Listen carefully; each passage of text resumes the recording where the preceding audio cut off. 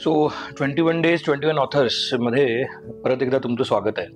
आणि आज आपण जे ऑथर निवडलेत ते महाराष्ट्राचं लाडकं व्यक्तिमत्व म्हणून खूप फेमस आहेत. कदाचित काही लोकांना ऑलरेडी ते कळालं असेल जेव्हा मी हे म्हणतो तेव्हा, पण आजकालची पिढी अशी झाली आहे जरासा जेन झी, कदाचित त्या लोकांना कळणार पण नाही मी जेव्हा हे विशेषण किंवा हे वाक्य वापरलं तेव्हा. पण अनेक मिलेनियल्स ज्याला म्हणतो, आमच्या वयाचे लोक म्हणतात, त्यांना हे माहिती आहे की हे कोणाला म्हणलं जातं की महाराष्ट्राचं लाडकं व्यक्तिमत्व, आणि ते म्हणजे आपले पु ल देशपांडे.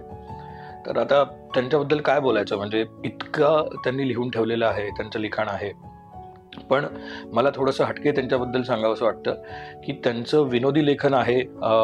म्हणजे परवा तर असं झालं की एका भाचीला छोट्या सांगायचं होतं की पु ल म्हणजे कोण, तर सहज निघून गेलं की तसे पहिले स्टँडअप कॉमेडियन आपण म्हणू शकतो. अर्थात त्या स्टँडअप कॉमेडीचा किंवा एकपात्री प्रयोगांचा जो दर्जा होता तो खूप वेगळ्या लेवलचा होता.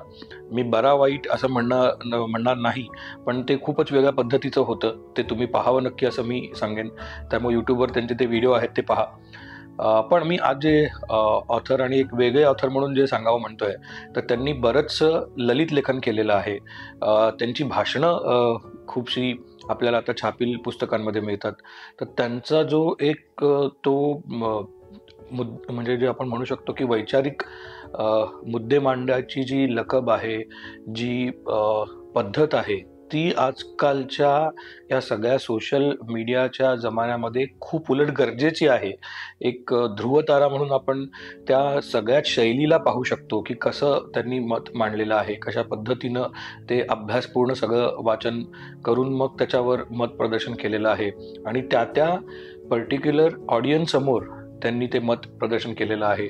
तर ही सगळी भाषणं, हे सगळं ललित लेखन, हे जे बाकी बरंचसं विनोदी सोडून जे विपुल साहित्य आहे ते तुम्ही वाचावं अशी मी तुम्हाला रिक्वेस्ट करतो. त्याच्यामध्ये गाठोडं नावाचं पुस्तक आहे, त्यांच्या भाषणाचे व्हॉल्यूम्स आहेत.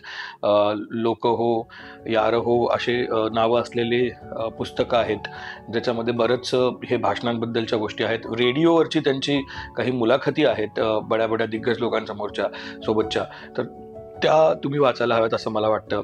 I think that is enough for now. But yes, एक जबरदस्त साहित्यिक, एक जबरदस्त ऑथर, लेखक म्हणून पु ल खूप आवडते आहेत.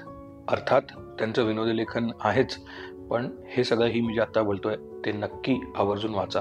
Thank you. सारे ही ऑथर्स के जो मैंने पढ़े हैं बुक, मैंने बता दिए कुछ, बट उनके और बहुत सारे बुक्स है, तो ये पूरी लिस्ट आपको स्क्रीन पे मिल जाएगी. You can go and read them.